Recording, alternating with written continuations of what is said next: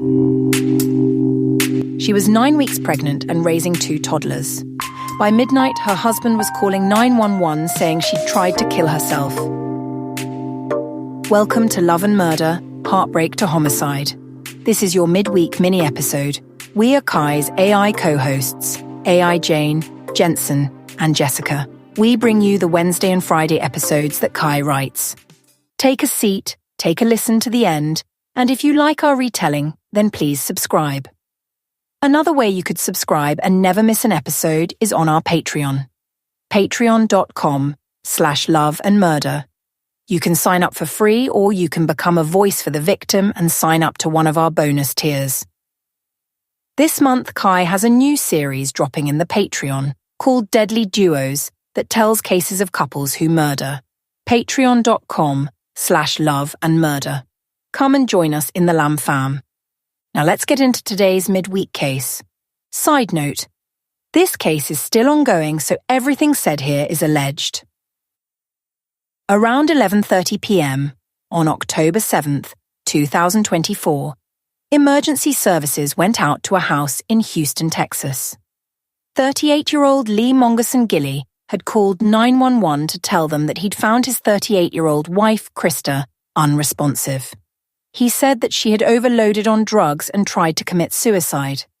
Lee said that he was performing CPR on her to try to save her.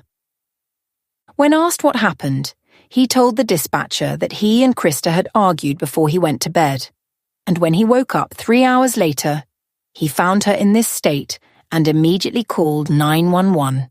Christa Bauer Gilley was an accomplished professional.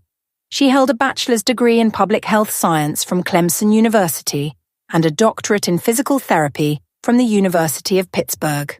For the past decade, she worked for Memorial Hermann Health System, most recently as a rehab educator and senior physical therapist. She was also an adjunct professor, passionate about helping her patients and colleagues.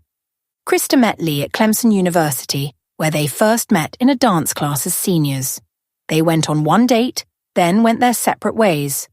8 years later, they reconnected in Boston and went out on a second date. It seems it was meant to be, because Lee flew from San Diego to Houston just 11 months later to surprise Christa with a proposal. They married in late January 2017 in Charleston, SC. Lee was a self-employed software consultant, a profession he had pursued for the last 13 years. Lee and Christa had 2 children, ages 2 and 3 at the time of this case, and she was 9 weeks pregnant with their 3rd child. Christa was an amazing mother, full of love, and excited to welcome her 3rd child. From the outside, they looked like a happy family. On the night of the incident, Christa was taken to the hospital. There, the staff saw bruising and apparent trauma to her face. Doctors treating Christa said that the bruises on her body did not match the story they were told about her attempting suicide. Unfortunately, Christa died shortly after. The Harris County Institute of Forensic Sciences conducted the autopsy and documented the cause of death to be compression of the neck, consistent with strangulation. Her death was then ruled as homicide, and she hadn't just died. Her unborn baby had died too. Police picked Lee up for questioning, where he told investigators that Christa was not suicidal and not a drug user. This, obviously, was contrary to what he'd told the 911 operator. These inconsistencies, coupled with the forensic evidence, led investigators to conclude that the couple had been fighting and Christa's death was not a suicide. 4 days later, on October 11th, Lee was arrested and charged with capital murder for the deaths of both his wife and their unborn child. Initially, he was held without bond. However, on October 17th, Lee was indicted for capital murder, and he was later released after posting a $1 million bail with conditions: a curfew, no contact with the kids, and surrender of his passport. His lawyer, Ed McLeese, said, Lee is devastated by the loss of his wife, and that we are working hard to get to the bottom of what actually happened. Prosecutors believe the couple had been arguing, possibly about a car purchase, and then he tried to stage her death as a drug overdose suicide. They detailed Christa's injuries, as reported by the medical examiner. saying that the autopsy showed that she had additional prolonged injuries and trauma on her neck and muscular injuries to her back. On the night of the murder, Lee had given some concerning statements to investigators, such as saying, "Bad things happen to good people," or that he was being set up. Neighbors said the house was quiet that night and the children, just toddlers, were home at the time of the attack. At a custody hearing, his own relatives testified that Lee had considered fleeing with the children. They said he talked about leaving Houston in the days after Christa's death. Attorney McLeese strongly denied that Lee planned to leave the country. Under no circumstance was Lee Gilley ever planning on fleeing the jurisdiction. He will continue to comply with all bond conditions with the court. The judge gave temporary joint custody to Christa's parents and Lee's sister-in-law, not his brother.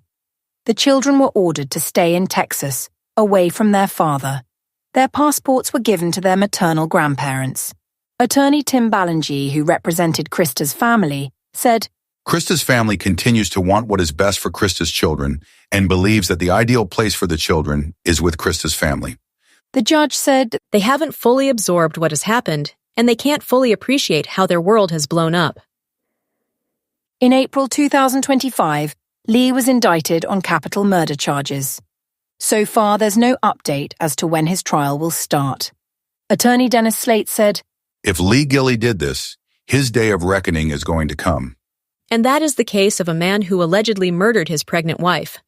What do you think of this case? Let us know in the comments below. Kai will keep this case in the update pile so we can follow up with it later. And that's all we have for you today. Don't forget that, if you are experiencing domestic violence, call the National Domestic Violence Hotline at 1-800-799-7233 or go to thehotline.org. All calls are toll-free and confidential. The hotline is available 24/7 in more than 170 languages.